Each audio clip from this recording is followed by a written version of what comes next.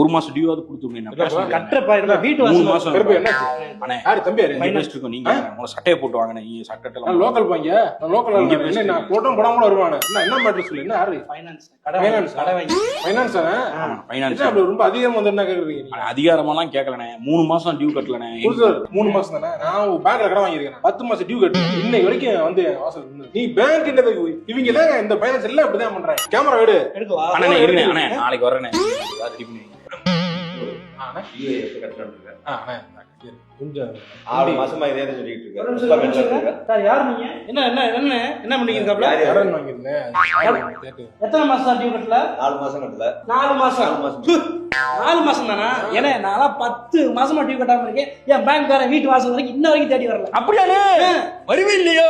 ஏண்டா டேய், போக்கின் ஃபீனிக்ஸ், கிறிஸ்டியான் பேல், சூர்யா, விக்ரம், கமல்ஹாசன் யாருமே உங்களை ஆக்டிங்ல அடிக்க முடியாதா? என்ன மெத்தட் ஆக்டிங் அடிக்கிறாங்க?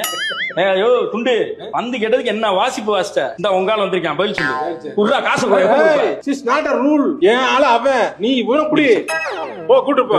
அண்ணே எப்ப காசு தருவீங்க? எடுங்க சார், வாங்கிக்கலானே. எடுங்க. வாங்க வரமா. இல்ல நான் வெளியலாம் போக மாட்டேன், இங்கே உட்கார்ந்திருக்கேன். நீங்க எடுத்து வாங்க. சார் எடுத்துறியா சார்? போன் ஏதோ வீடியோ எடுத்தீங்களா? எடுங்க. ஐபோனா? நான் வித்து காசு ஆகிக்கிறேன்.